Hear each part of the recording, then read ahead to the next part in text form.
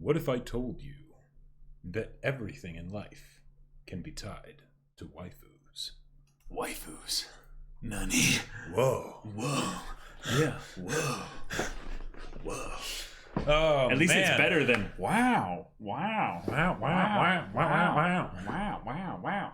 Yes, I know, Ransan Dragon Maid season 2. It's happening. It's happening. I know. Oh my gosh. Yes, Miguel, a Matrix podcast, indeed. That's right. But We're it's also talking maths an today. anime. yes, Matrices. That's Matrices. Yes. Yes. No. Well, I mean, or a matrix, you know. Oh, that is true. You know. That is true. Yeah, Yes, yes. but the Matrices trilogy doesn't really sound. It doesn't really sound. It doesn't catchy. roll off the tongue quite as well. Right. Yeah. KyoAni returns. Yep. I feel so just warm inside thinking about that. Yes, Dragon Maid season 2. Yeah. Rumored, I believe, to be confirmed. I do not think that it is an official source. I think it might be. No, I think it's from a source that's very reliable, so it's basically confirmed. Gotcha. I'm still holding out that. Well, I don't Yeah. know if KyoAni would make a good Comey adaptation. I'm not sure. Maybe. Hopefully. I can dream. But Only adaptation. yeah, Comey can't communicate. Oh, Yeah. I thought you said. Gotcha. Oh, okay. Yeah. What you said didn't make sense for a second, but Yep. Okay, gotcha. Oh yes, we are talking about the Matrix, not the Animatrix. Yes. But we are talking about the Matrix with regards to anime, so you know. So that makes sense that would get brought up, but Indeed, but I don't think either of us have seen that movie. Well, I haven't seen all of it, but it's a movie that I haven't really wanted to go and finish, if that makes sense. Like, yeah, it's there and it has its special exists. place, and I'm sure a lot more people can get more out of it than I could. But I'm a Jew. Queen Bee would be best to adapt Comey. I don't know. I don't know that Queen Bee. studio. Yeah. But oh my God, yes, our prayers have been answered for sure. Shy Monkeys with the Twitch Prime for 15 months. Thank you so much. Thank you. Woohoo! Yes, indeed. Yeah. All right. Because if you think about it, Oh, Crunchyroll said it was coming. Oh, okay. Oh, well, then nice. that's official as much as it can be then. gotcha. Oh, it's the worst hentai studio. Oh, hence okay. why we didn't know about it. Yeah. Because we're not that cultured. Right. But the Matrix, like it's a movie, you know, that It happened. It happened. It was very successful. It launched into the stardom. Someone that is still getting those action movies made today. And in some ways, it's kind of funny that Keanu Reeves has had, in some ways, more of a reawakening of how much potential he has. Because I didn't ever think of him as a great actor when I saw his movies, even with The Matrix necessarily. He did his thing very well, Right. But it was more of that his thing was sometimes helpful, really effective for a specific story. kind of story, but other times no. Yeah. You know. So, guys, we are going to be talking about probably one of the most influential movies that's a live action movie that, for us, I would say really prepared us for being ready for what anime could offer. Sure. Because in some ways, anime didn't prepare us for anime. No. We watched some anime that more just got us interested in watching more impressive and interesting anime. Because, like, technically our first sort of, like, our main gateway was Avatar: The Last Airbender, right? But even before that, before we could even make the jump to one of those cartoons, right? You know, we needed to watch something that was a bit wackier, you know? But Wachowskier? Oh, Yeah. potentially. Yeah. So when we were about the ages of like 12 or 13, respectively, we watched The Matrix. Yep. I believe I watched it a couple years before you did because you were pretty young at the time. Because it came out in 99. 99. So yeah, you or, were or like 2000 or something. So you were like 4 years old, Right. Yeah. So you wouldn't have really No. gotten much out of The Matrix at the time. Yep. But within The Matrix as a movie and what it was culturally for a lot of people and what it was, I would say, for the general like American audience and stuff, it was a really big deal. It's a really crazy thing that this simulated reality style story was something that ended up becoming so much along the lines with what people already were kind of beginning to suspect in their minds, and now it's like casually just talked about right now. It's like, have you heard of the simulation theory? And it's like, oh yeah, it's just a thing people talk about to maybe sound a little bit more intelligent, or they're genuinely like serious about it. If you remember back to the days before SAO had completely taken over everything and we were inundated with isekai, the way that I would constantly hear SAO be shared with people is it's the anime version of The Matrix, which is not at all what it is. No, there's the you die in the game, you die for real kind of a thing, but that's about it. But that's maybe there's a wooden protagonist, you know, that you can kind of. I mean, but if you think about it, The Matrix is basically an anime movie. It is and the sequels are there too. And in some ways, the Wachowskis very explicitly spelled out where they drew a lot of inspiration they from. Loved Ghost in the movies, Shell, and they loved Akira. So exactly. There's a bunch of other things out there that those of the people in the anime community at that time already were able to look at The Matrix and go, I see what you're doing there. Yeah, for sure. So I mean, wasn't there like a whole fight in like the third one that was basically like the way the characters were moving was just like a Dragon Ball Z fight, like a part of the Dragon Ball Z fight? Well, you could say it's just literally any kind of, flying, super empowered beings just shooting energy blasts of physicality and stuff at each other. But anyway, we're talking about primarily the first one. Let's get this out of the way here. We are not going to be doing deep analysis on Matrix Reloaded or Matrix Revolutions. I'm sorry. This ain't that kind of podcast. So we're also not necessarily going to be very heavily in depth going into any specific anime. It's more just going to be The Matrix and kind of the anime kind of inspirations and stuff that it moved us toward with that there. So, but The Matrix. Okay. Oh no. So all right. Funny story. I remembered it wasn't actually. I didn't actually watch it when I was 13. So The Matrix is a funny one because it came out in like 99, 2000, right? I was very young at the time. Yeah, 99. Because then they literally said in the movie, you believe the year is 1999. That's right, yes. Closer to the year 2199. Right. I didn't watch it till I was like 11 or 12.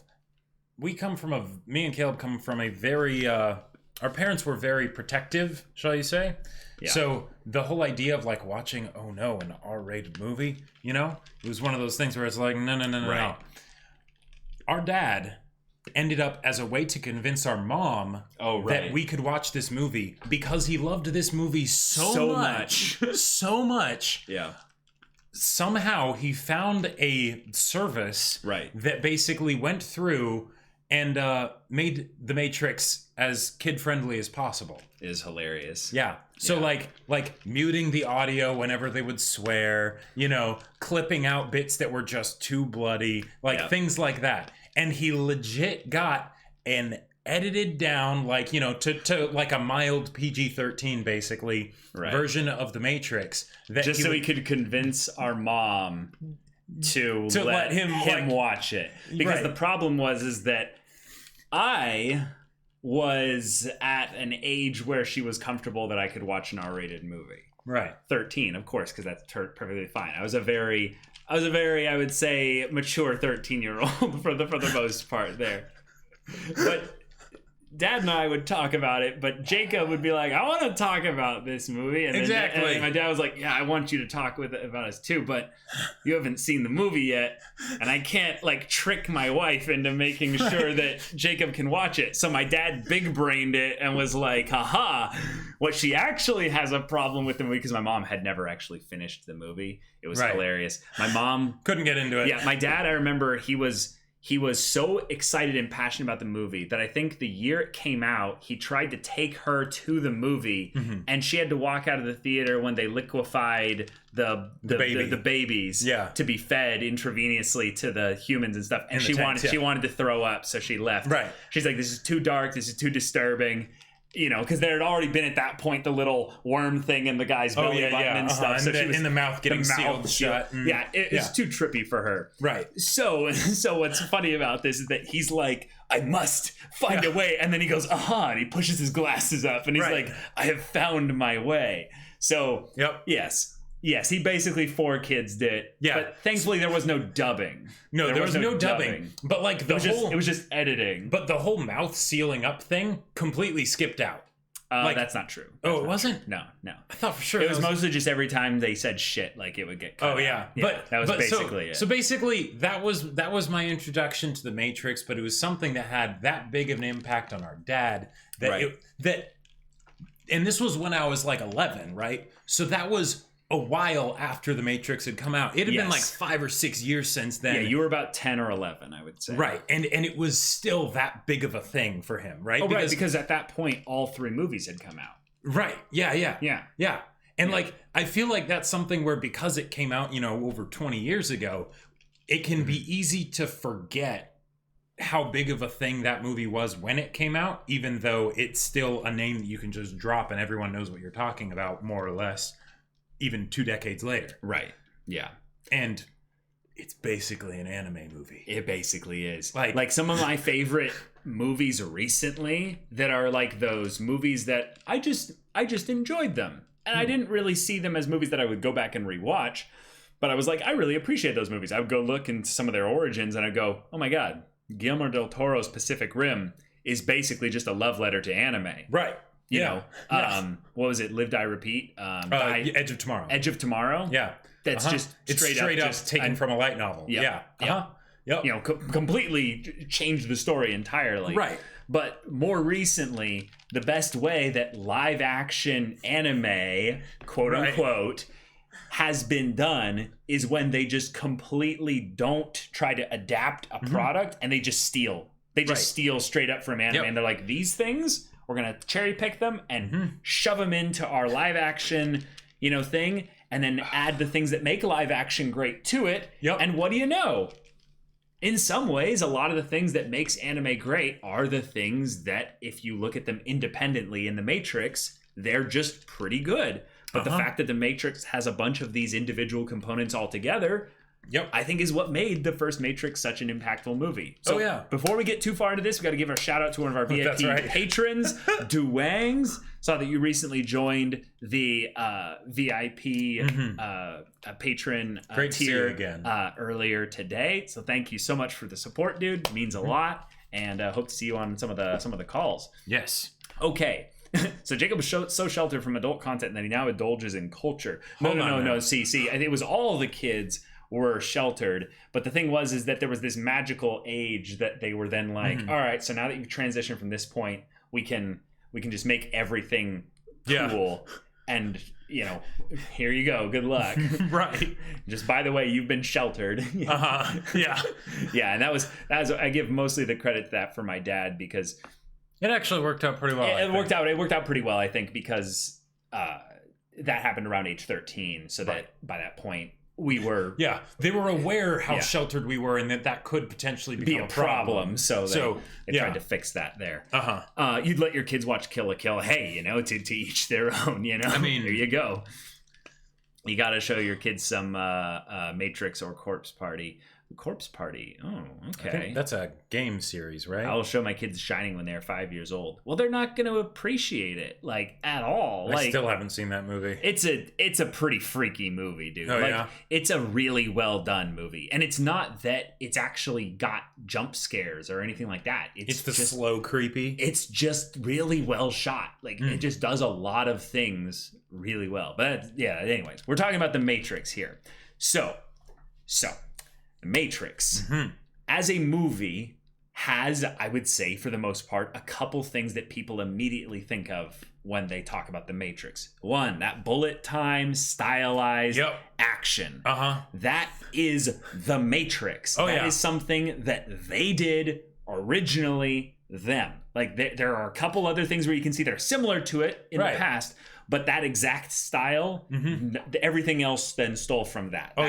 And the whole idea of using like Eastern martial arts and things like that in very much a like Western setting and things like that. That's not the Matrix is necessarily. No, I know. Yeah, not necessarily. It's just the combining of it in a specific way. Was something that the Matrix then became known for. Exactly. The other part I think that's rather fun with it, and this is, I would say, where the isekai element comes in, is the idea of the fantastical being superimposed over the real world, right, in a way that was meant to kind of make it seem like it was realistic. But I have a story as to why it's still a fantastical story as opposed to a true sci-fi. Oh, okay. Because of the way that I would say the people that don't necessarily like the Matrix see the Matrix. And the other bit is how mythical the story tropes are.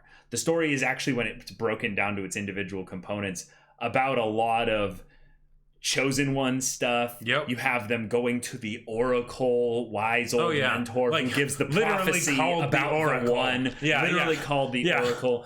You have the actual like close by mentor who's prophesied to die so that the protagonist can end up getting the power up so that they can save the world. Exactly. It's super cheesy. Oh yeah. Like, it's really tropey, and oh my god. Yeah. And so we're not going to talk about the later movies too in depth, but if you look at the later movies, it gets a lot more obvious. And I think that's one of the reasons, not all of, but one of the reasons why a lot of people didn't like the later movies as much. True. Because in the first movie, it's all fresh and new, and it's more of just the origin story of this shonen protagonist, right? Right. Rather than actually just seeing him fly around all the time and, you know, do all these ridiculously crazy things. I think the point, James Zarif, is that it's an isekai. That's just the way it is. It's more of the realization that your world is not real, has reverse isekai elements to it, and that you need to be set free from the world in which you are currently you're in bondage to. Right. The other things I think that are really kind of important to get at here is that the Matrix very much tries to delve into certain philosophical discussions. Yeah. And I would say that for the most part, it actually taps into them rather lightly. It kind of sprinkles them in the first movie. I think where the Wachowskis took a risk, which some people, they actually appreciate it a little bit. And I would say this is why more people like Matrix Reloaded than Revolutions, is that the philosophy angle that they go into in the second one is a bit more focused and specific and maybe a little deeper than what they go into in the first one, which is, I would say, something that you more kind of attach extra depth into based on which part of the philosophy in the first one you personally appreciate. Yeah, the first one feels very, like, it almost feels kind of Star Wars in that sense of it being a sort of sci-fi, but with the fantasy aesthetic and everything, you know, the fantasy style. Thanks for the posture check. Oh yeah, thank you. But still sticking to, you know, okay, yeah, we're using guns, you know, we're fighting against, you know, computer programs and things like that. Yeah, exactly, right? Right. But then in the later movies, they go into, all right, so you're Jesus, determinism and you need to die for our sins, and that too, and if anything, all sorts of things. If anything, I also think it was something where they went a little bit away from Eastern philosophy, and the first one a little bit more towards Western philosophy, and that maybe also was a little bit of the thing people were disappointed in. Sure, the first one definitely was more for like balance and acceptance and things like that. Right.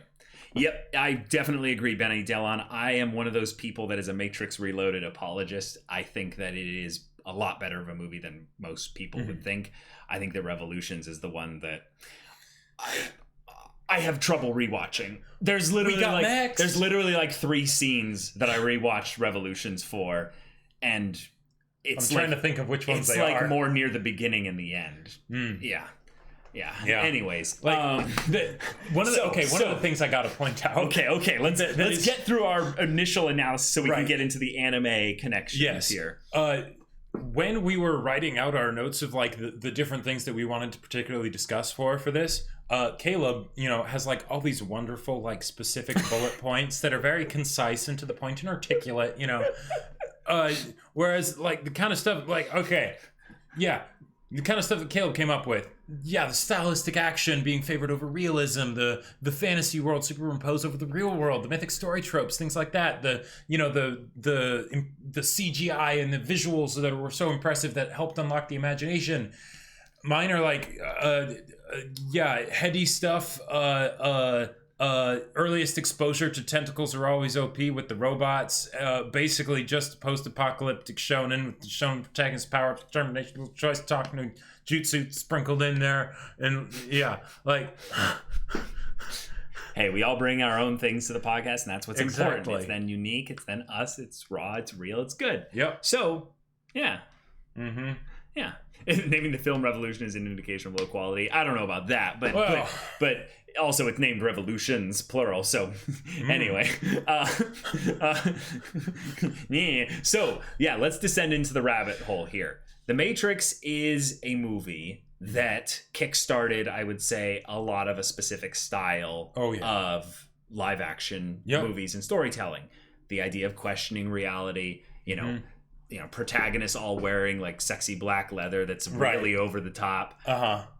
And also, I would say the blending of philosophy into your action flicks at times. But with regards to anime, I think in order to understand why The Matrix is so anime, is you just take that first initial scene from the first Matrix movie and just look at it for what it is. Stop looking at what it tries to set up in the movie and just look at actually what it is. Right. The way it starts is you have Trinity and Morpheus talking over some code as it shows on a computer screen. And they're trying to get you this idea of, is he the one? Is he the special person? And we're like, are they the anime Determinator protagonist? Right. Yeah. And we're already setting up the typical token guy and girl side characters that are going to basically be like, and my prophecy was that I would fall in love with the main that's protagonist. How I know it's you. Well, yeah, that's later. I'm talking about the first scene. Let's keep it grounded, Jacob. Then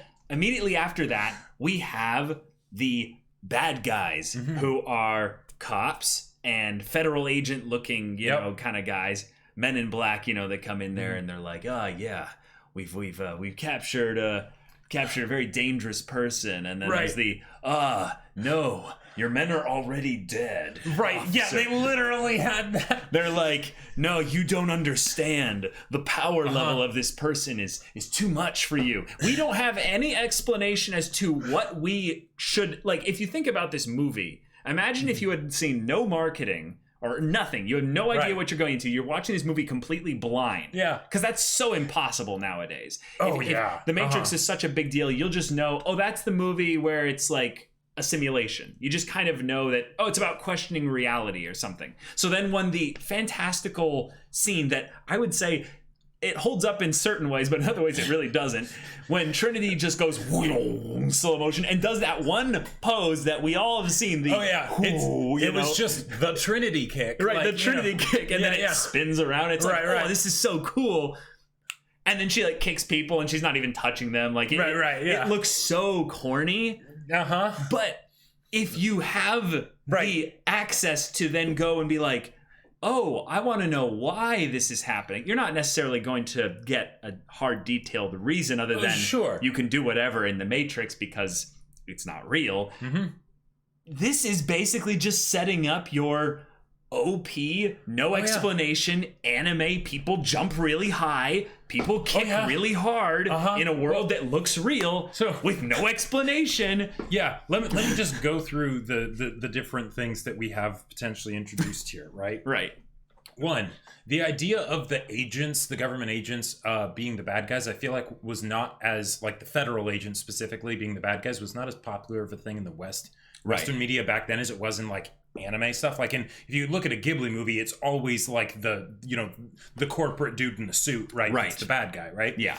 You get you start basically with the waifu with the very specific getup introduced, doing the high fly kicks and rotary shots and everything and all that stuff. You have they're already dead, right? You have the ambiguous powers that are totally unrealistic and impossible, but look just so stylistically crazy and cool. But look super stylistically crazy and cool if you can suspend your disbelief enough in order to buy them, and if you don't, they look corny as shit. Yes, right. So this is like, the story I have about the idea of the style of the Matrix being something that is more fantasy than sci-fi. When I showed this to some friends of mine after having just watched the movie for the first time, and I'm riding the high of like this movie that everyone's been talking about, I got to see it, and it was legitimately amazing to me. I was so stimulated with my imagination thinking about what kind of worlds could be created with this limitless, creativity over just the way they would fight and stuff. Mm-hmm. And I tried to show some of my friends it. And, they're young teens like me, so they're not necessarily like interested in philosophy and their action stuff. They just want the action to look good. And when they saw Trinity doing her kicks and stuff, and then Morpheus doing his action stuff later, they were giggling. Like, they were kind of like holding back laughter. They're like, this is really corny, dude. Like, this is really cheesy and silly. And I'm like, really? This is the best. I'm like, no, this is really cool. Like, Goku is fighting Vegeta. What are you talking about? right, Like, exactly. yeah. I think this is the same thing people experience when they try to show like the Dragon Ball Z equivalent, and they show Gohan going Super Saiyan for the first time, and you're like, isn't that this is like the hypest shit, dude? Like, this is so good. And they're just like, he's just kind of screaming, and his hair turned a different color, and you're like, you don't get it. So I feel like, yeah, then there's JoJo's for sure. Oh yeah. So I would say Matrix is pretty easy to swallow for the most part, with suspending your disbelief. But yeah, it's the rule of cool for sure. Yep. And I would say that's more of a fantastical thing than a sci-fi thing where you can see any kind of science applied to it. It is retroactively applied a little bit with the, you think that's area breathing? Right, The exactly. code can be bent. Others, rules can be broken. Yeah, so, exactly. So it does get kind of lightly touched upon, but this is how the movie starts. Right. So if Kind you of sets the tone. right, if you can't buy this initially, you're not going to appreciate the movie. And I think this is how a lot of people view anime with regards to something like animation. There are so many people I know who will not be able to sit down and appreciate some goddamn good animation because it's animation. Right. And it's so annoying when I have to share this with people where I'm like, but like, absorb what you are able to absorb and like see what you can get out of that. Even though the animation is a thing, see if you can compartmentalize that a little bit for now, because I think as you absorb what the story is trying to give you, you'll find the animation is actually something that adds rather than takes away from the experience. Sure. And there are like, and you can get whatever you want out of it, right? Whether you're talking about the more heady themes and stuff that are put into the story, or whether you're talking about just the action and things like that. Right. You can go for either. For like our dad, it was something where every time he walked out of his house, he was like, even to this day, he says he still thinks of that scene in the Matrix where they go, like Neo goes into the Matrix for the first time and they all walk out of the building, right? Because it had that much of an impact on him of just like, whoa, what if everything's not real, right? Right. And then there's another dude that I talked to who's just like, I was like trying to, like, he brought up the Matrix and I was like, yeah, all that stuff, like what's real and stuff. And he was just like, what? It was like, and then, but like finding out you're the one, and like action, and like, and then like, a girl that's in love with you. And I'm like, oh yeah, no, so this is, you got to show them Sword Art Online. Yeah. Have a much better time with that than the Matrix. Oh my God. But it was like totally different things that we were experiencing. And yet, it's like it communicated effectively to both sets of people, right? And that's something that I feel like anime can also do very well if you, get past the suspension of disbelief about how everything looks. Yeah. Bayanort, thank you so much for the 100 bits. I have seen Dragon Ball Z up to the end of the Cell saga. Right. Jacob has seen it up until the point, I believe, that Goku and Vegeta are fighting, and then Vegeta turns into his form. No, I literally stopped right before they started fighting. Goku just got back after running on the bridge for an eternity, and everyone else quit by that point. And it was like the very next episode, like they were supposed to start fighting, and I was just like, nah. Okay. So within this first scene, we end up getting our first, primary character. Yep. I think in some ways one of the best scenes of the movie is the one where they have no dialogue and they have Trinity coming around the corner. She looks at the phone booth for some reason. The truck ends up stopping and screeches to a halt. And you're like, wait, what? Oh. And then she runs into the phone booth, picks up the phone as it's ringing. Well, she runs towards it once it starts ringing. And then she puts her hand up. The car Yep. crushes the phone booth, and we're like, oh, she's gone? Like, what happened? And then the agents come up and they say some Right. things about how she got out, and we're like, I think at that point, that was where all the previous things that I might not have bought immediately then made me go, wait a minute, this whole thing here is not following a lot of the rules that they should be following. Because this one seemed more kind of jarring for me in that I'm like, what? What's the phone happening? helped her teleport? Right, right. I don't get it. Uh-huh. So then when they end up going essentially into the regular story after using this action scene sequence as a hook to get Right. people in, Uh-huh. they then introduce us to Thomas Anderson. You believe that you are above the rules, that like that this does not apply to you. Obviously you are mistaken. I think that they set up in some ways via just exposition and just shoving stuff at us and having him just go, oh yeah, I'm Keanu Reeves. What? Yeah. I'm a blank slate. Yeah, he's a pretty wooden protagonist when we meet him. He doesn't have a lot going for him. Like, it's pretty much him just being like, what the hell? Like a white rabbit? Like, what? Yeah.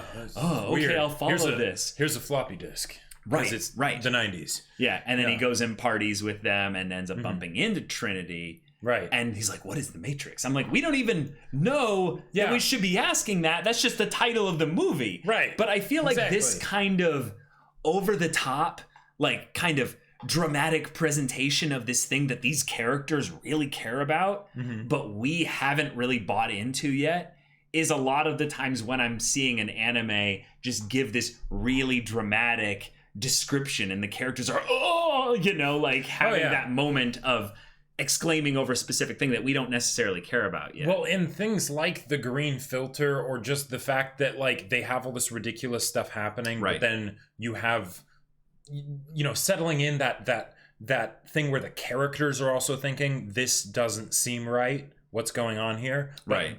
they don't know and you don't know really does a good job of, I think, helping, or at least for me, it helped me Right. suspend my disbelief because the characters were also disbelieving, right? So it's Right. like, okay, at some point it's going to then get explained to me, the mystery will be made clear of why this unbelievable stuff is happening. Yeah.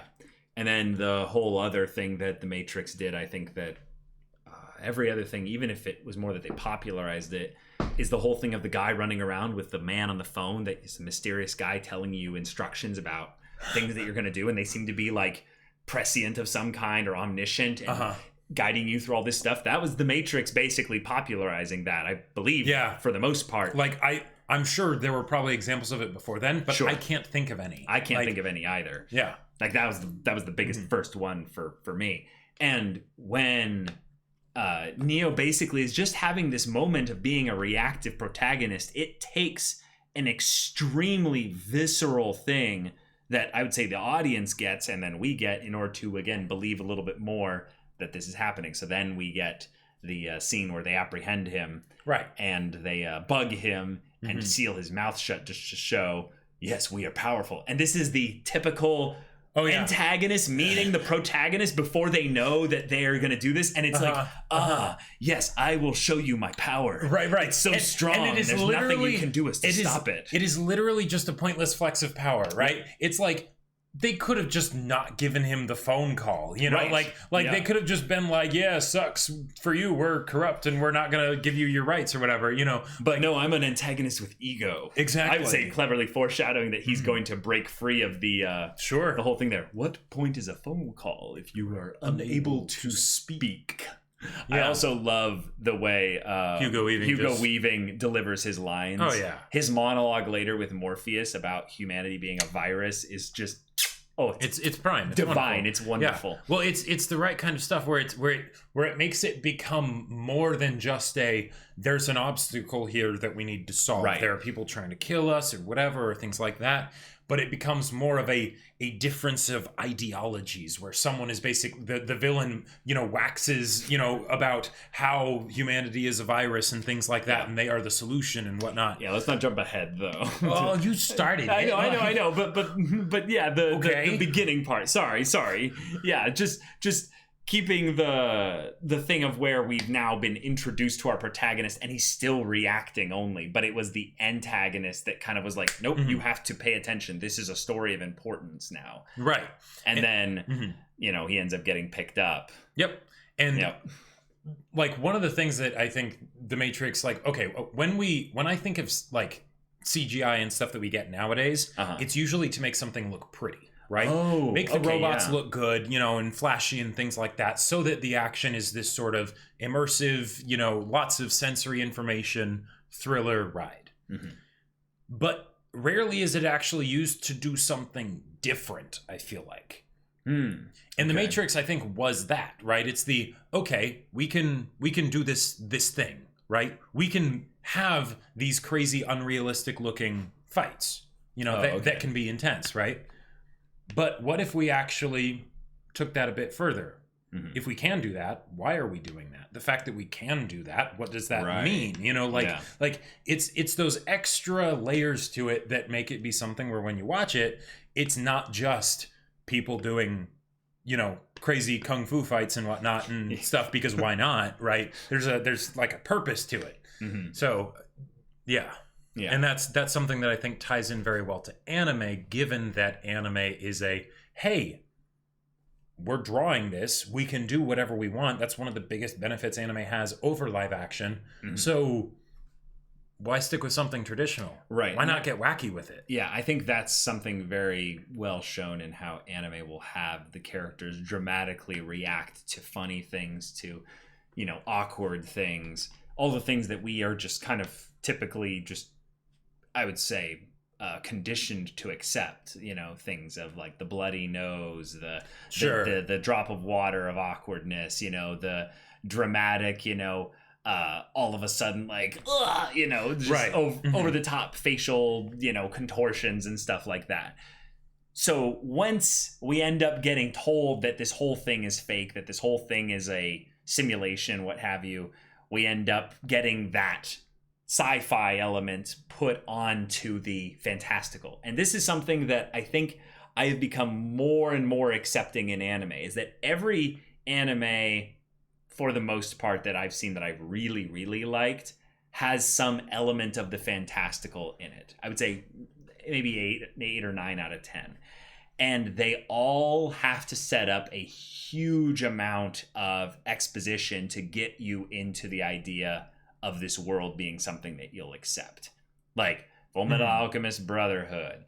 Yeah, almost every show that has some kind of action element in it has some kind of fantastical element in it as well. Right. Very rarely do we get something that's just like straight up, okay, they've got guns or swords and that's all. And even if they do, like even in something like Vinland Saga, for instance, there are still things where you're like, okay, Thorkel is, you know, doing all kinds of things. Thorkel's doing all kinds of stuff, right? You know, it's like, I don't think he could actually lift a rock that big, you know? Right.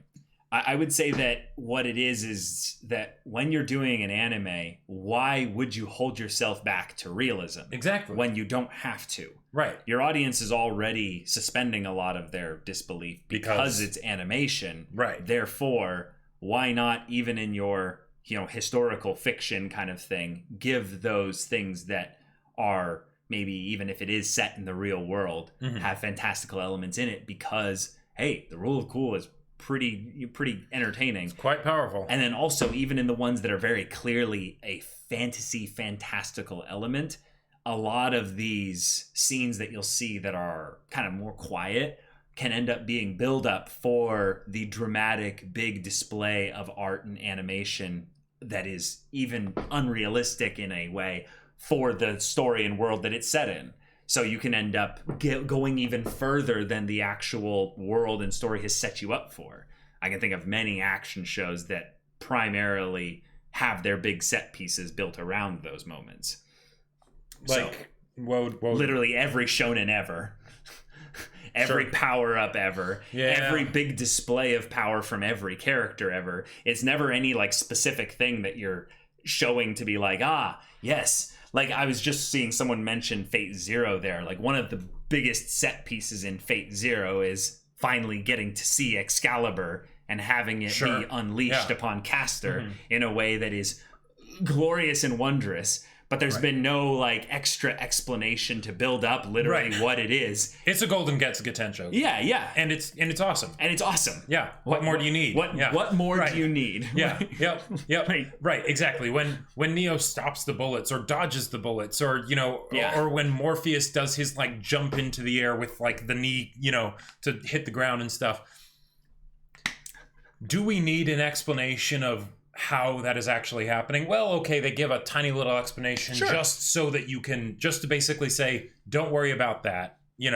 Just keep enjoying what we're giving you. Yeah, and it works. It's wonderful. It is wonderful. Yeah. And without that, like, I mean, Avatar: The Last Airbender's strong stuff. I think I still would have ended up getting into anime, but The Matrix really did kind of pave the way a little bit for those sorts of things that would have made it harder to get into anime. Right. So how about we talk about one of the things that I would say is probably one of the more tough to get into things with regards to the Matrix. Let's get into those heady things. Oh, sure. Yeah. Like, so at this point, that's when they start giving us the exposition in the story. So this is probably the perfect time to bring that up. Morpheus just dumps on you. Right. And this happens all the time in anime, where not only do they give you the world building exposition, but they give you the philosophy stuff as well. And like, that's something that happens in stories all the time. Totally. Like, yeah, you have the point where the person that's in the know about the world gives the explanation to the person who's not in the know. Yeah. But usually it doesn't fundamentally change the story from that point forward. Right. It's more of just like, let's smooth out the details, give you a clear picture. That way we can keep moving, right? So that you can go, oh, it's like this. Yeah, exactly. And it's then they like go, this. yeah, sure, whatever. Right, basically, right? Right. The Matrix doesn't really do that. It's more like, okay, we're going to say this, and then you're going to be like, wait, hold on. You're really? This whole world is fake. Okay, so then what's the real world like? Well, it's like this. Wait, how did that happen? There's robots. Okay, so there are... Okay, so wait, and humans are batteries. Yes, okay. So wait, how... Well, we're on a ship, and there's, this last human city and things like that, and all right, and we're here to get people out. And he literally he's got a pop, and then he pukes and passes out and stuff, and it's just like, we might have dumped that on you a bit too much, which is great, because that's also sort of how the audience would feel of especially when there hadn't been things like Inception and stuff before this, so it's just Right. I think that this is something that in anime, it is based around the fact that it is adapting from a medium that is primarily visual, and sometimes it's really hard to only use visual language to deliver your storytelling. So when you do the writing side of it, you're more of an artist than a writer, and maybe the editing process didn't get the exposition honed in such a way to where it's delivered smoothly.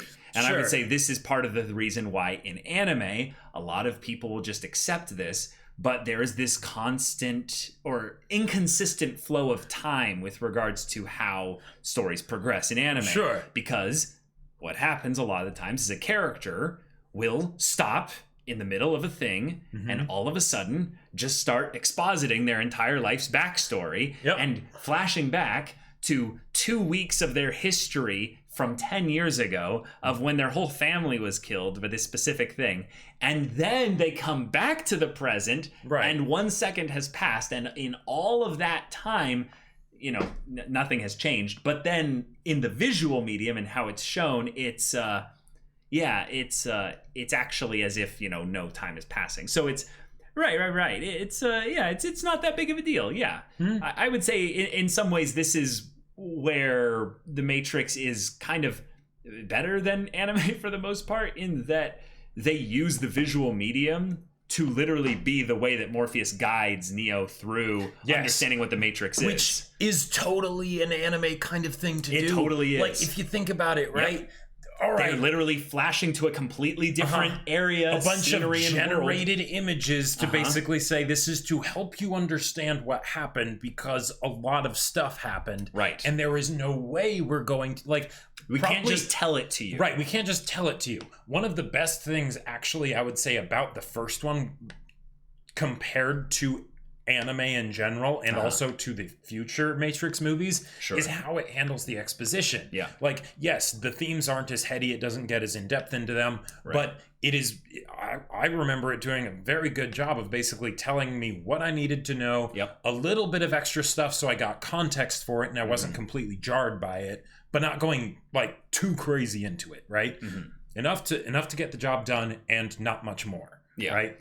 It also has the benefit of, because of the premise, you actually get to see Neo brought out of the Matrix. Yes. And that's a really carnal, visceral, gut-wrenching kind of scene. In order to make that happen, you see him naked and looking out looking out at the fields. Yeah. Yeah, exactly. It's a very good, powerful scene transition. And I would say it's where also the idea of the CGI in the Matrix being so good for the time kind of prepared us for the idea of animation being a good kind of replacement for what was happening in cinema at the time, which is more and more and more CGI, CGI everywhere. Because it's not about having it just look super pretty or whatever. It's not like it's about having it look good enough so that it's believable, it's not going to take us out of the experience, and then show us something completely different that we would never see in real life, right? It's not just cooler, fancier looking skyscrapers or whatever, right? It's,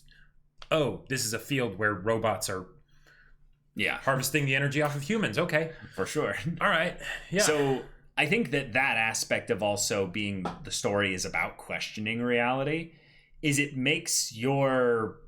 maybe on some level, just a little bit, at least it did for us, was the idea that reality was something that we didn't have to readily accept as being something we would perceive a certain way and have our perceptions even be correct. Yeah, literally saying that that's a big plot point of the movie. Right. So in some ways, animation was a fun way at getting at that raw creative imagination that is inside all of us when we imagine ourselves with, crazy enhanced superpowers in our dreams or something like that. I don't know.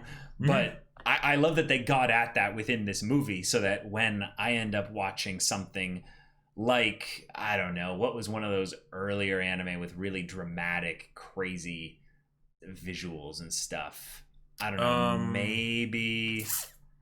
I'm trying to think. What would be one of those early anime for you where the visuals just kind of jarred you, but it wasn't something that pulled you out of the actual experience? That's a good question. I want to say in some ways, Death Note was pretty realistic. Yeah. But I remember the dissonance I had with Ryuk being constantly involved and around the whole thing there being something that I was like, oh, he just kind of floats there and he doesn't really get animated. He just kind of, Meanwhile, we have, Justin Bieber hair Light Yagami, not spiky. It's like, whoa, that's... Well, I didn't have a comparison for that at the time. That felt so game-changing for me because I had seen Naruto and Bleach and but I had seen tons of images of anime, and it was always spiky hair. Yeah, I forgot. I watched Death Note, I think, way before you did, because you had watched a bunch of other anime before me. I think Death Note was literally my second anime I ever saw. Really? Yeah.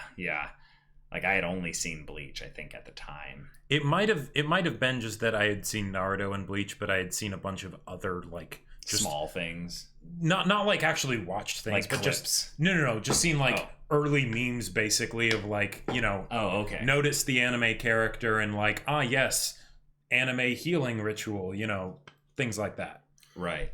Yeah, I'm not talking Psychronia. I'm not talking about unrealistic character models in anime cute girls with eyes 40% the size of their head, or 80% depending on your style. But more just the idea of a thing being imposed in the real world in a way that just kind of jarred you out of it. I think in some ways that was something where a lot of the fantasy that I had experienced at the time was one where the setting and the fantastical elements blended together really well. You know, Lord of the Rings, for instance. Sure. Lord of the Rings is pretty light in terms of its fantastical elements being something that you have to readily accept. It feels more like something that's an accented, exaggerated look at our world with, you know, people that are just either shorter or hairier feet or pointier ears or they wield weirder weapons or something. Yeah, occasionally you have like the golem or whatever, but you know. Right. Yeah, exactly. So questioning reality then being something that helps us for animation and stuff. The end result of the story of the first Matrix is that Neo ends up coming into his own as the protagonist. Oh yeah. And it's right up there with every typical hero's journey kind of thing. Yep. It omits a couple things here and there, but it's the hero's journey. It's very Joseph Campbell-y. It gets pretty tropey when you look at it from nowadays, where there's been, you know, tons more extra iterations on the subject. But I remember that being something that when I went into anime, they simplified it even more. And I liked how little extra baggage there was. This is me in my younger form or what have you, but I liked how simple anime kept it within that kind of setup for the protagonist and the whole story and stuff. Probably why I actually was totally okay getting into something like Bleach or any of the other stories like Fullmetal Alchemist Brotherhood. I think Fullmetal Alchemist Brotherhood was the one that actually caused me first to cry in an anime. Oh yeah, because of how well they did some of the characters. It did do a good job. Because I definitely didn't get that emotionally moved from Bleach or Death Note, or Bleach. Yeah. Mm-hmm. Go into that a little bit more because of the whole thing with the protagonist. Because I'm not entirely sure I follow. With which one? Just the Matrix. The Matrix sort of preparing you for just that general acceptance of the protagonist kind of thing. In some ways, a lot of the protagonists in media that I had watched up until that point were much less into any kind of philosophical angle. It was primarily just a thing of, I get the thing done. I am a very basic protagonist. Sure. And this was the thing of where they're attributing so much more to the protagonist with the whole chosen one philosophy stuff. The closest thing I think to this for me at that time was Star Wars with Luke Skywalker. And he wasn't ever really a full-on chosen one. He was kinda, but Neo was one where there was like all this extra fantastical, like King Arthur style elements to it, where it's like, you must accept your true self. The foretold one. And all that. You're a Buddha. You must be reincarnated as a transcendent being, and all this stuff that I was like, this is, I would say, light philosophy added into my protagonist, where I expected absolutely nothing of my protagonist at the time. And then anime basically kind of reinforces that without necessarily going into the philosophy, just hitting the specific tropes. Well, sort of like kind of parallel to that, one of the things that I really liked that The Matrix did is how it revolved around choice, right? Because, and that's something that whether you're talking about anime or you're talking about other stories or whatever, our own lives, right? That's important to get at. Even if it's not in the, like, it ties into that whole like anime shonen protagonist determinator kind of a thing of like that, you know, the ability to choose can be that powerful, you know? Right. Yeah. But it did it in more of like a light way of what you were saying, where it's Neo starts out fairly blank and wooden as a character. That's an easy way for us to sort of, you know, attach ourselves to him, right? Yep. But then he definitely gets these decisions that he has to make and struggles and things like that over the course of the first movie, with then, you know, in order to then do the shonen power up, he has to actively make the choice, right? He has to put on that mantle of the determinator and whatnot. That is, you know, we have an explanation for why that works because he's the one and stuff in this in this world. But that's how that's able to happen. And then going into something like, say, Bleach or Naruto or whatever, it's like, I could see how that sort of helped smooth that over. For sure. Yeah. And then what were some of the things that Matrix prepared you for with regards to your earlier anime journey? Uh, Like some of your first few anime that you could definitely feel the connection. I would think it was mainly just a lot of the wackier stuff in there, like because I remember when I think this would have been Naruto when I watched Naruto and I see these people training to be ninjas, but then they start doing like not ninja things, right? Yeah. Like illusions and whatnot. I was like, hold on, are these ninjas or are these Jedi, right? Right, but that was your only grid for guys with powers in a pseudo scientific like fantasy it's world. It's magic, but then they're talking about like getting stronger and things like that, and I feel like the light explanations that were given in the Matrix were just enough to sort of tide me over, but also a small enough amount of it that when I went into things like that where it was jarring to see these people doing things that I didn't expect, I could sort of buy it because I had seen the rule of cool be used, really well. Yeah.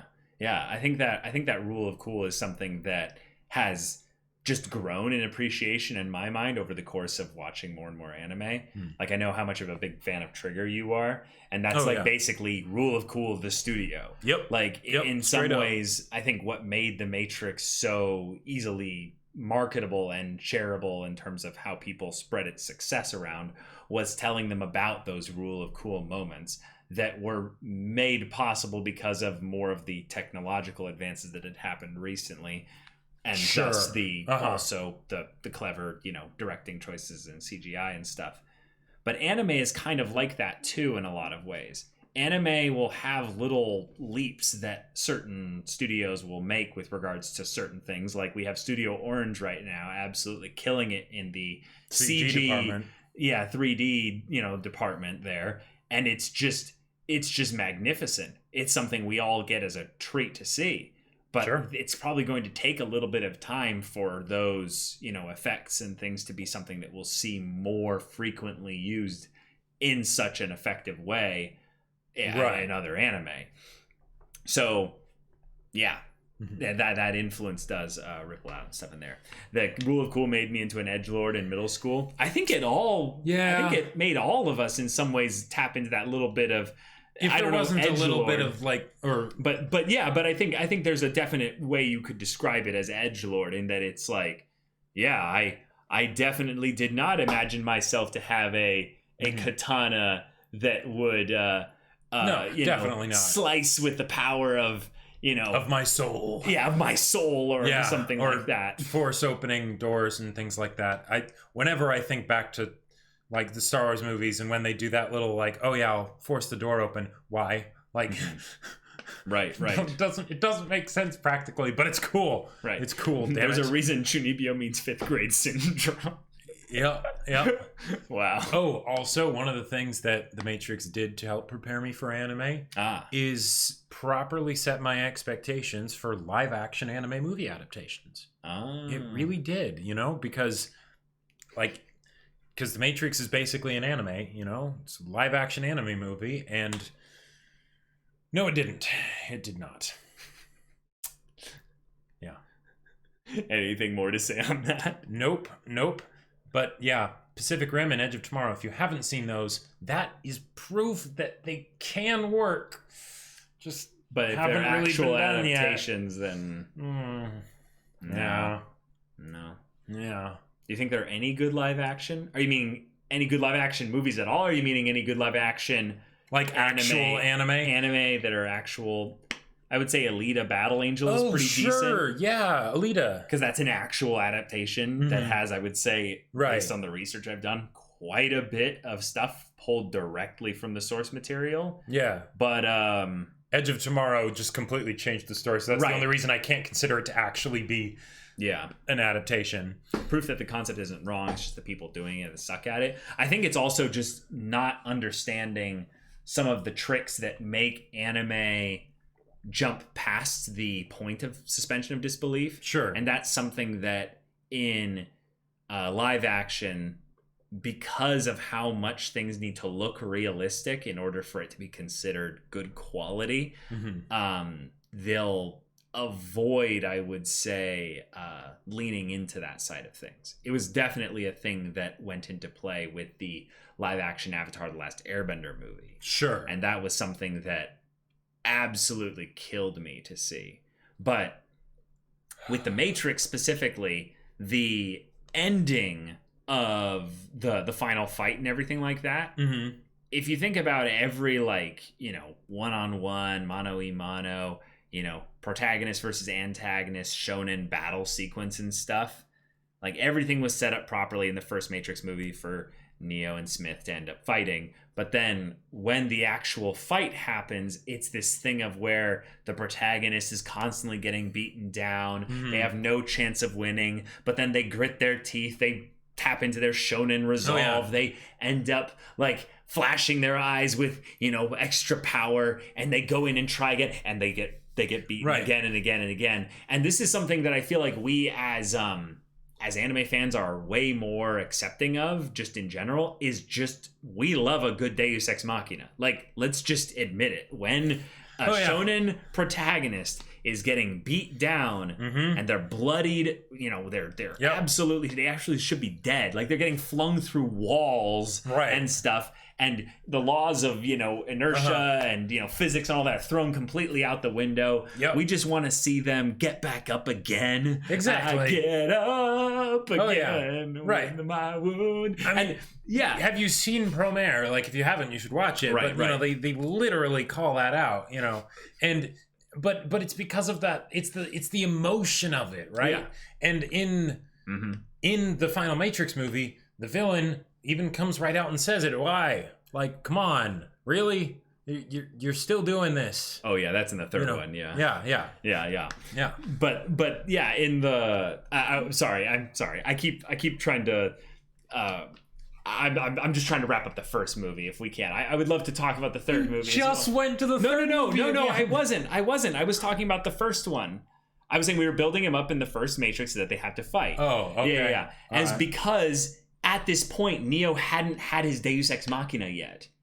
Oh, When right. he has his Deus Ex Machina, he basically realizes that if he dies, if he literally lets himself die, then he can come back and end up having this moment where he, you know, is able to then just defeat Yep. Smith by jumping into him. Oh, yeah. And yes, something with the code and the Matrix and him being the one, and he explodes in a cartoony way, and then And True Neo Love's like first kiss. Neo like farts, you know, with like flexing power and bleeds, Oh, yeah. and then the whole like world distorts around him. It's I don't know, it's super cheesy. Sorry, I wasn't meaning to make you think it was the third movie. I was No, it's really fine. talking about the third one. I was talking about the first one. see, exactly. I'm just being confusing at this point. But at that moment, I think they ended it perfectly. Oh, and yeah. if we want to get into the second and third ones, we can.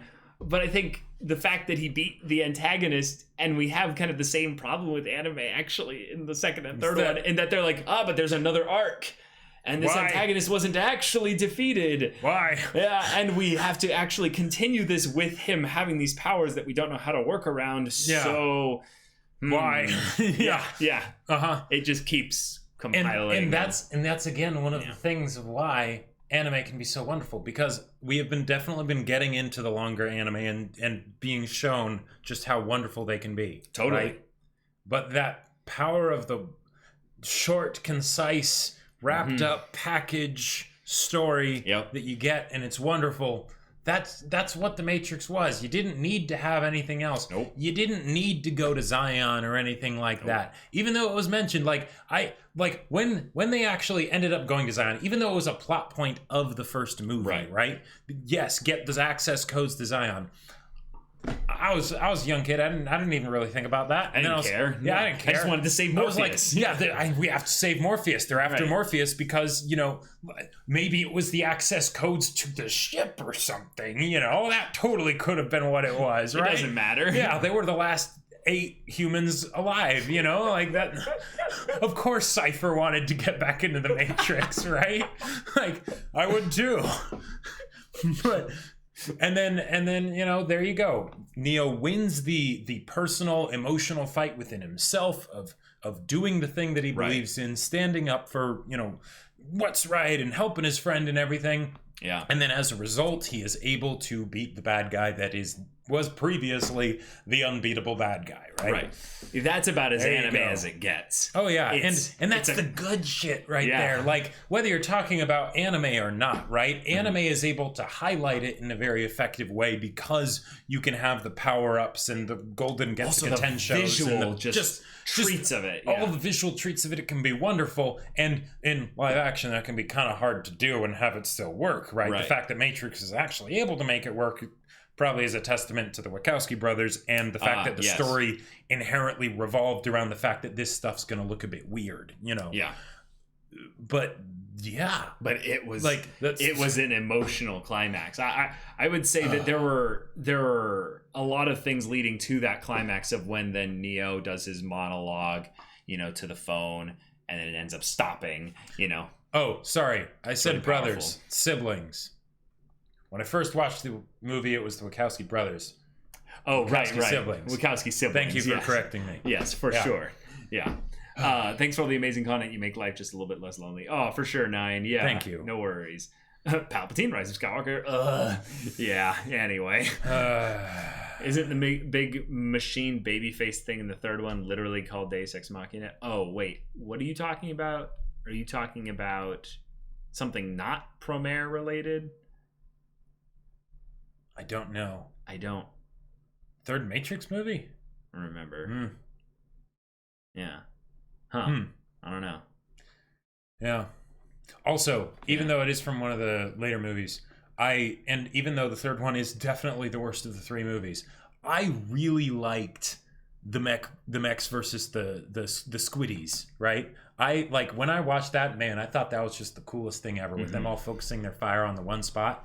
And as far as like, you know, like anime with robots, giant robots fighting each other with, you know, the humans inside the that definitely did not hurt, shall we say. That's true. Yeah.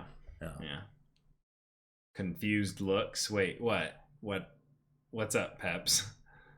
Yeah, I'm confused with the baby reference though. In Matrix 3, the face made of little machines, I think.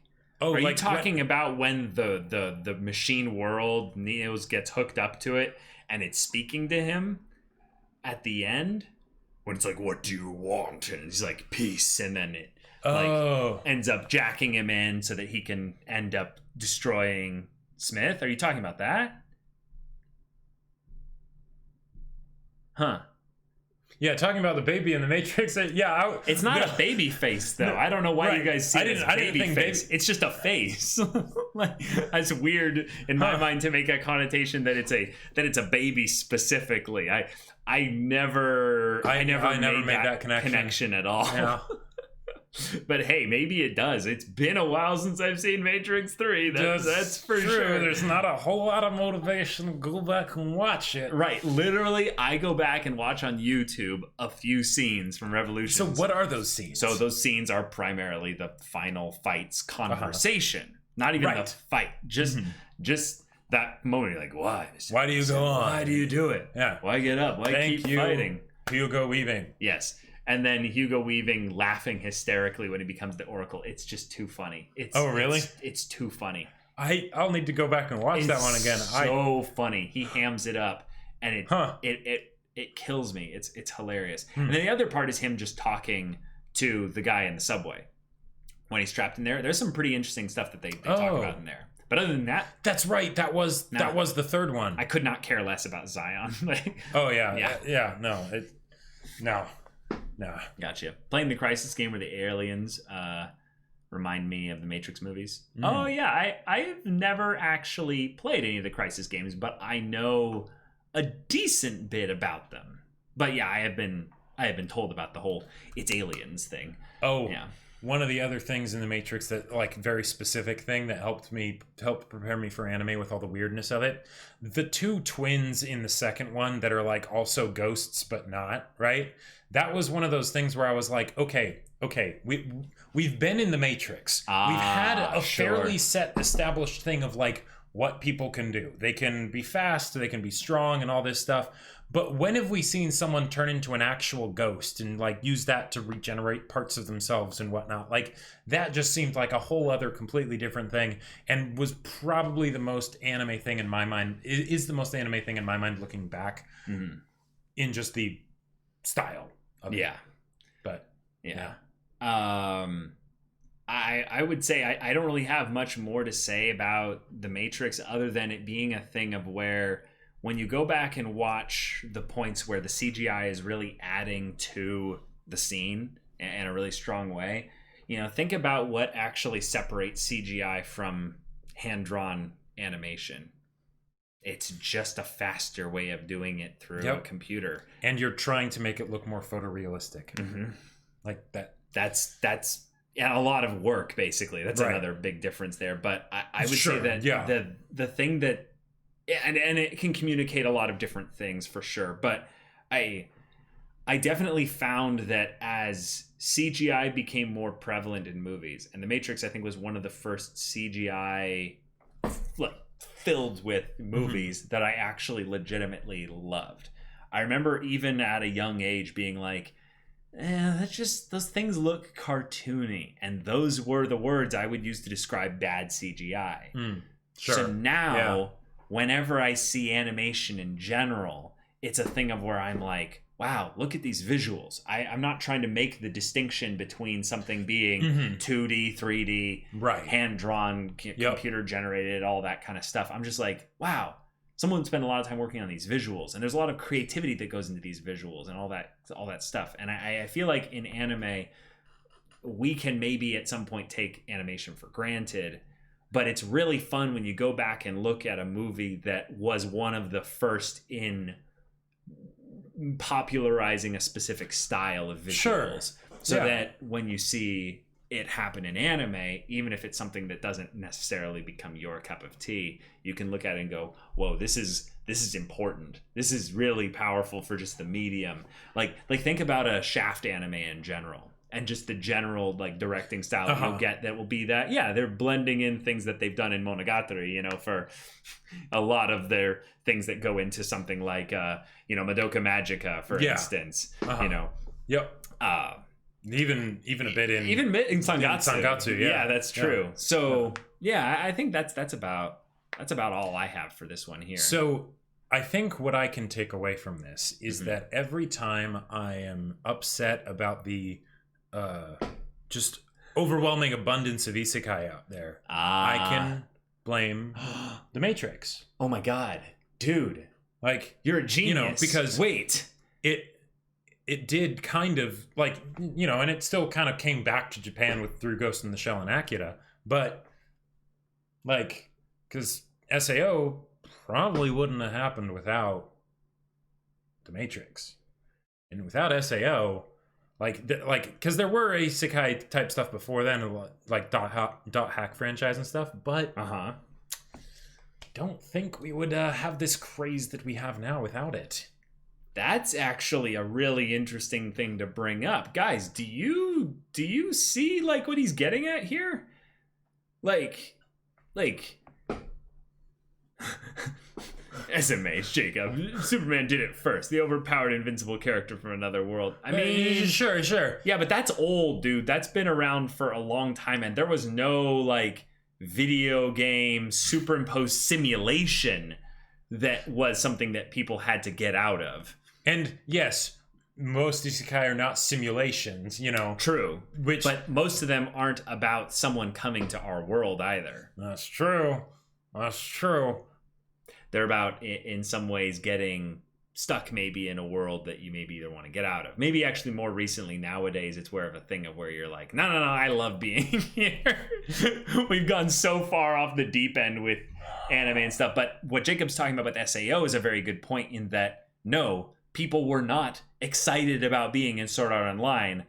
They wanted to get out. Because if we died here, we died for real. So ultimate escapism. Yeah. Without SAO, it wouldn't have the Black Swordsman. That is a great point, Amiju. That is an excellent point. There would be Jesus was the original Jesus couldn't. Oh my god. Stranger in boy. a Strange Place stories are old as time, though. I love don't- Stranger in a Strange Place stories. I don't love those. disagree. I don't disagree, but a simulated reality in which people have to get out was what led to SAO being a thing. Yeah. Like, Oh, and also I would say, okay, no, all right. This is a tangent. This is a tangent, but bear go with for me. it. Go for it. Yeah. If isekai were actually Stranger in a Strangeland stories, then they would be a hell of a lot better. That's true. Because There are the almost point is no that they're isekai not like that nowadays. They're not. Even Nope. when they are, and they get into the idea of the character exploring the fact that they're from somewhere else. Usually, it's about the fact of, yay, I'm in an isekai. Right. Right. I know exactly what to do. Right. It's painful. It hurts. Yeah. Completely. There's just actually takes away the Tron whole from the element of 80s, this though. journey.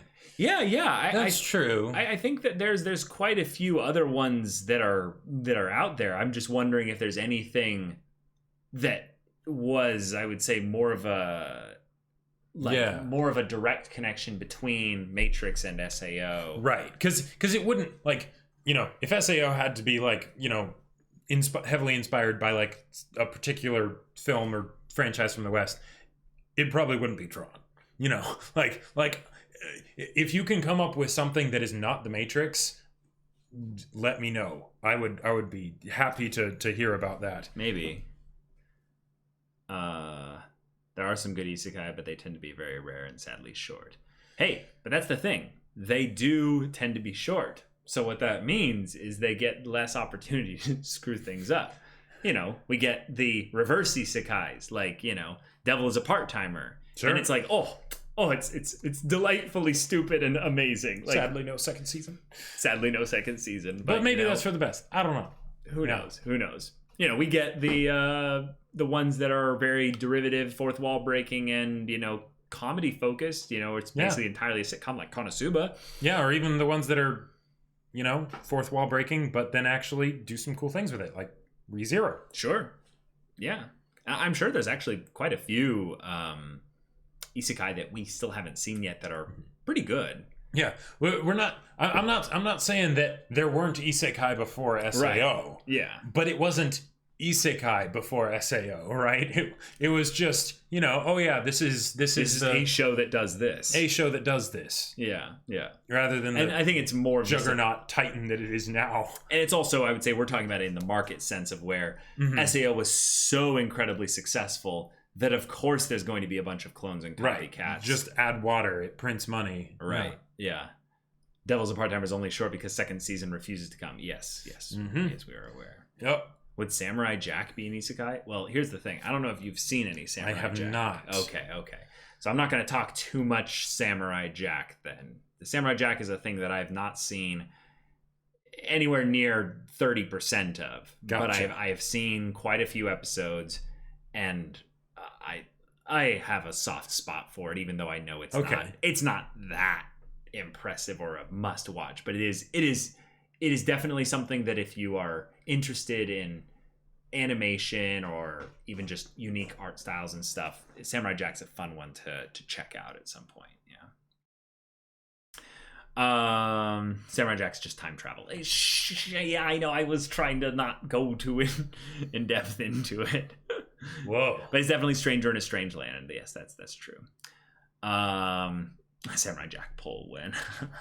But hey, maybe one of the things to glean from this is that there isn't too much to say about the Matrix as a whole, because really, I mean, it would have been better if the Matrix had been kept to just the first movie. But yeah, I think that's true. I think also it's something where personally it's it's a movie that was given to us at such a specific time where when we're starting to realize how limitless the imagination is with types of stories that can be created. Sure. The opportunity to explore that in something like The Matrix was just done really well. Yeah, very well and at the right time. Yeah, I know I did read it out loud, Peps. I'm dumb. But I mean, it's not like, guys, we have really good reading capacity. If we see it on there, we're probably going to read it pretty quickly. So, Yeah. My biggest question about The Matrix is one who's only seen clips. Why is everything so green? Well, they get into that. It's that. Explained. Yeah. Yeah. It's not always so green. There's a reason true. for that. Yeah. Yeah. I would argue season 5 of Samurai Jack was really well done. Is season 5 though the one that was done really recently? I think so. I might be wrong. Because I almost thought there were 5 seasons initially. Oh, it is. Oh, okay. Gotcha. Cool. Yeah. I've specifically held off on seeing that just in case. I have seen one clip of Samurai Jack, and that's when he's in a fight or something, and he like either him or his enemy basically like put swords everywhere on the battlefield, like hidden, because they knew that the other person would swap out their sword with fake or something like that. I might be remembering it incorrectly, but I know exactly what fight you're talking about. Okay, yeah, that is the only thing I think I've seen of Samurai Jack. Yes, the classic. Yeah. There's a lot of specific moments I would say in Samurai Jack that comedy wise also age very well. Gotcha. That's probably one of the things that you could tell that the people creating Samurai Jack were having a lot of fun making Samurai Jack. Okay, cool. So yeah, it's pretty good in that regard. Extra thick. Oh my god. That's Samurai Jack? What? What are you talking about? The extra thick meme? No? I don't know what you're referring to. What meme? The image of like the demon guy or whatever. Oh. Okay. I think I saw that one once a while ago, but Gotcha. I didn't know that was. I'm not as up to date on meme culture, but yes, Samurai Jack is quite a well memed on show. I see. It's hey, it's very anime inspired. Yeah. Very, very, very much so. So yeah. Oh my gosh. But y'all, I think that's the majority of our discussion with regards to The Matrix. It's basically a story that has a lot of stylistic stuff that, when applied to the fantastical stuff, leads to a very kind of rule of cool anime experience that, too, people, as we've seen, don't really get into it that much for the philosophy, or are in some ways even turned off by the style because it's just not their thing. And in some ways, that's something that I feel like is important to acknowledge when you're showing other people anime that haven't seen much anime, because you should know that the medium in which it's being presented matters. So, yeah. Anime might be something that you need to show them something like The Matrix or something stylistic in that style before you give them, even what you would think is the most basic anime for a beginner. And the fact that The Matrix was able to be as stupidly successful financially as it was and get as big as it got, that means that at the very least, like the mass populace as a whole, there are a lot of people out there that could theoretically be segued from that into anime, since it is basically an anime. So yeah. But we can hold out hope. Yeah. Need to prime the brain for the whack that is anime. Exactly. I 100% agree. I definitely think it's like a drug where in some ways you need to kind of get them a small hit first. Right. Get them just a little bit. Before yeah, build up their resistance so they can handle the strong stuff. Mm-hmm. Yeah. Exactly. Both in anime and just in stories in general. Some of the best anime shows I've seen are the ones I refused to watch for months, if not years, because I did not like the visuals at first. Oh, yeah. Yeah. I'm trying to remember what was the one for us that was kind of like... Ping Pong, maybe? Well, Ping Pong we didn't really know about, though. That's the thing. I heard about it. Oh, you did? Yeah, okay. But that makes sense. I saw the visuals and I was like, nope, that looks whack. Yeah, you had known about a lot more anime than I did back then. So I think for me, it was something that was like...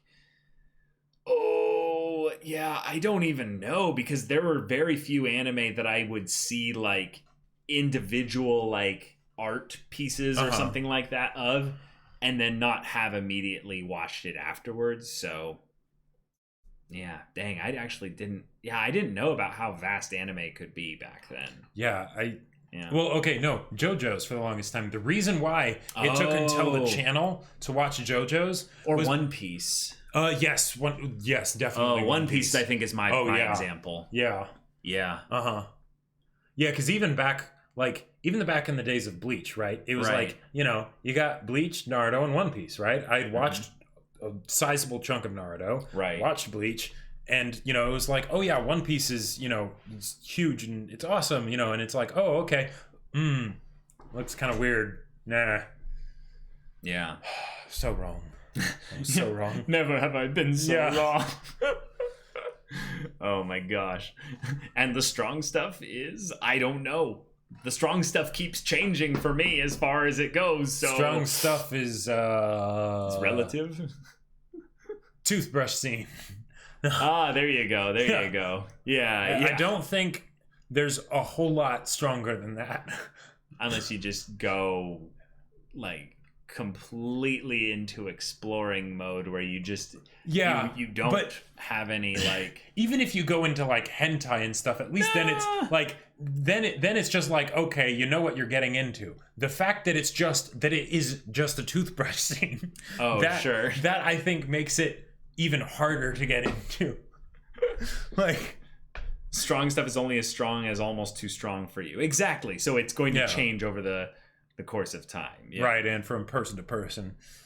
Tentacle powers intensifies. Wait a minute. You had a note thing on here with regards to the Matrix that we never got to. No, so the tentacle powers being OP, it was because of those squiddy things. Like they have the lasers and everything, but it was all about the tentacles. They had the tentacles with the claws and everything on them, and there you go. Like It's awesome. like and then they end up just forming into one thing, and then they just obliterate whatever's there. I was wondering why you had that in the notes, and I was like, wait, Oh, yeah. tentacle powers. No, I'm like, is this because of how Neo eventually just stops bullets? Like, no, that's not tentacle powers. What Nope. What is he referring to? It was entirely the squiddies. Yeah.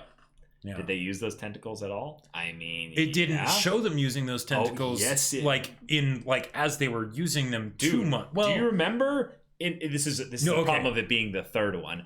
But in the third one, there's a part where a guy gets absolutely gored and sliced to pieces. oh really? By the tentacles. Oh yeah. That must have been clipped out of the edited version. No, we didn't see those. I didn't Ugh. I didn't see that. That was, for me, it was just the first one. Gotcha. Like, yeah, the third one, if anything, had a part I remember where the guy just gets just flayed up by it, and it was grody. Yeah. I thought you came up with this tentacle power thing from hentai. Well, no. So I didn't Okay. start saying it Yeah, we after didn't the say Matrix. it then. No. But it was but I understood it, right? That because they have those 5 appendages, right? Or more, a lot more. And and they have the claws on them. You're toast. There's not really anything you can do. I actually like whenever some media refer to robots / AI as machines, like the Matrix or Nier Automata. Oh, that is interesting, because robots as a word is something that's really new. That's not something that's been used for a long period of time. But machines, that's something that is more intrinsic to the human experience. Right. Because in that respect, a pulley is a machine. Yeah, it has no additional connotations, and that's why it sort of adds to that whole fear of it is as, mankind starts making better and bigger machines and making smart machines, what happens if they go bad? That you guys are being hilarious now with the tentacle stuff.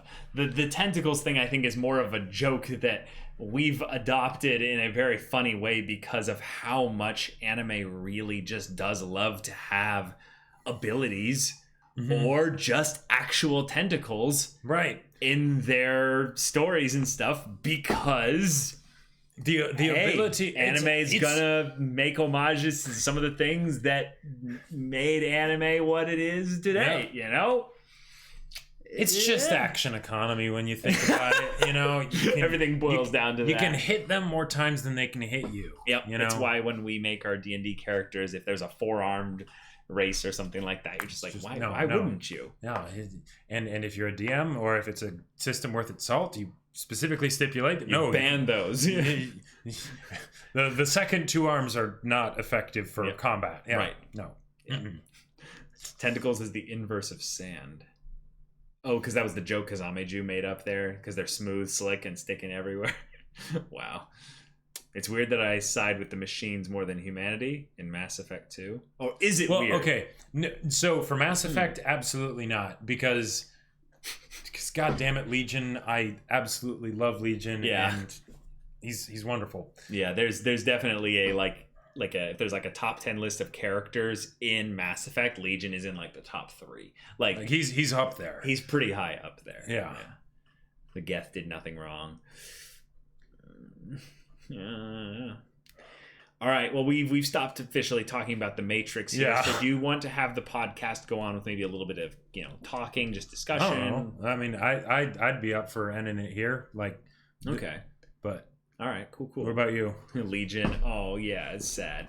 I think we can end it here for sure. Oh, Jacob, do you plan on an Attack on Titan manga read anytime soon? Are there enough chapters for a stream? I'm going to wait a bit more. Okay. Yeah. Cool. Mm-hmm. It's not finished though yet, is it? No, but it will be soon. Do you know how soon? I don't know exactly when. Okay. Yeah. Gotcha. Oh, I can imagine the last few chapters have been nuts. I mean, it's ending soon, so... I'm waiting so long. Well, yep. Oh man.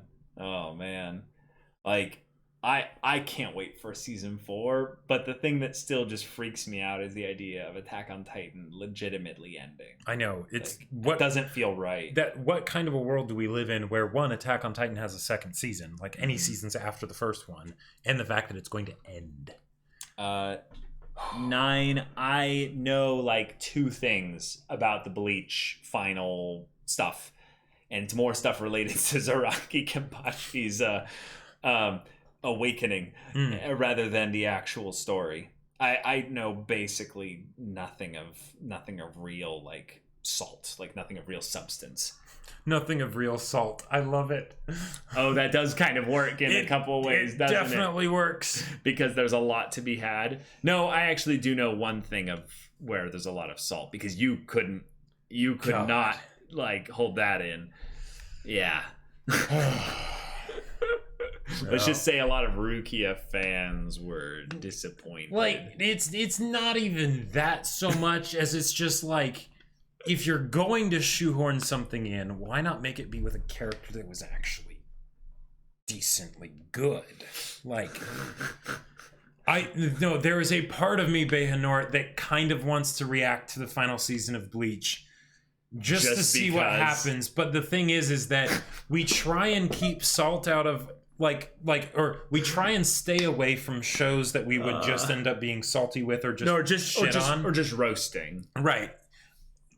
And there would be a fair amount of that. A fair amount of that from me in final season of Bleach. So, yeah. No, that's what Gigai are for. The final arc is by far the best one. I mean, I personally strongly disagree, but I don't understand why. I'm sure it has a lot of hype fights, maybe. A lot of crazy things happen. That is definitely true. I've heard that Aizen makes a return of some kind. He does. Of a sort. I'm not going to say anything more than that because, yeah. But the final arc was the best of Bleach because it ended. Oh, no. Until it ended. I mean... Oh. Interesting. Bleach... Okay, okay. The Bleach is a whole mixed bag of things for me. So, yeah, I love that you're now the one that can unleash your salt regarding Bleach, because it's usually me that has to be the one to do that. No. You avoid your salt with Bleach. No. I just straight up say it's like there's like trash bins that I'd rather huff right. But the thing is, there's this part of me that also still loves Bleach. Right. I know. That's why I'm saying it's usually me that has the salt. You're the one that's now actually being okay with. Just drink Bleach. Oh my god. Best arc is Soul Society. Yep. The arc where Rukia spends most of her time doing nothing. Okay, I will say though that it's not that Soul Society is the best arc. It's that Soul Society is the best finale towards the stuff that was built up. Right. So in some ways, it's actually the beginning arc that's kind of better than Soul Society. Personally, I would say the best arc of Bleach is the very beginning before they actually go to Soul Society and all that stuff. in reason, no, this podcast is supposed to be about the Matrix and stuff. But hey, Bleach was our first anime, so it was. We have to get over that, Yeah. I guess. Nope, no, I'm not sorry. I can't get over that. I was like, what is that thought, Caleb? No, you're not allowed to get over it. Get rid of it. Like, okay, Rukia was my proper first introduction to the tsundere as a character in a way that was really good. I will still attest to the fact that Rukia as a character has a ton of personality, even though none of the characters in Bleach were really gone into outside of the first arc, but the first arc actually goes into the main two characters being Ichigo and Rukia and all that stuff, so that when Soul Society happens, there is some purpose to it. Or care. And care. That you have. Right. Yeah. But that's that. That's that. I have nothing more to say here. Yeah. This was awesome. But hey, y'all, podcast 145. Thanks so much for hanging out with us and having a good time here, talking about anime and stuff. If you want to see what happens tomorrow in our One Piece manga volume 50-something, I don't remember which one it is. 54, 55, something like that. Yeah. Dramatic reading. One Piece. Be sure to leave a follow so you can stay up to date on that. We have a lot of fun with it. We do really over-the-top, ridiculous voices for it. And we've had a lot of... It's going to be awesome. And we've had some return voices, too. We've had a lot of characters come back. Let's just say that. So, it was really amazing going back and listening to old things and being like, oh my god, that's right, that voice. It's basically like the original evolution of what became Spandam or something like that. And it's like, oh my god. But that's what's happening tomorrow. We have streams of gaming related stuff on Wednesdays, Thursdays, and Fridays. Yep. My Dark Souls ones are on Wednesdays and Fridays at 3 p.m. Pacific time. And then Jacob, on Thursday, you are doing something different. Indeed. Last week, I did the first Portal game. I knew nothing about it, and I went into it, had a ton of fun. It was awesome. Finished it in one go. Cool. And now I'm going to be going into Portal 2. Ooh. So that will be interesting. And apparently Portal 2 is like Portal 1's good, right? And Portal 2 is like not perfect, from what I've heard. Portal 2, from what I know about it, is that they took everything that they were trying to showcase to you as that they could do in Portal 1, and they just dialed it up to the next level and really just have be a good full experience rather than it being like a one stream kind of thing. You're probably going to need to take a couple for it. So I'm very excited about that. He's going to be doing it solo. He wants to do it. He wants to do it solo. Apparently that one is like solo campaign is like chronologically before the co-op campaign or something. I believe there is a different experience that you get a little bit if you do it co-op versus if you do it single player. I'm not sure about that. Yes, Portal 2 is what a sequel should be. That is what I've heard as well. But maybe we'll play it at sometime in the future though. That'd be fun. It doesn't have to be on stream though. That's definitely true too. Yeah, for sure. But y'all take care. Stay safe, and we'll see you in the next one. But until then, or semblance of sanity, I'm Caleb. I'm Jacob. And we'll see you all next time. All right. Jacob. Oh. They forgot to talk about the conflict on the geometrical that's right. Shapes. No, so okay. I mean, Matrix preparing us for anime. Right. Right. But the eventual path of any anime fan is wanting to make your own anime. Absolutely. I can't draw for shit. So me neither. Writing, right? And as many of you may know, in chat, the link to Amazon where you can check out my sci-fi novel Battle Lines is pretty cool. Yeah. It's pretty cool. Yeah. It is definitely that sci-fi with a fantasy aesthetic that I mentioned about The Matrix. For sure. Yeah. But I would say a lot more, dynamic characters. There's some really cool pacing stuff. I would hope so. And then the finale does lead to a very anime-esque battle, That is definitely true. Yeah, there are swords and blades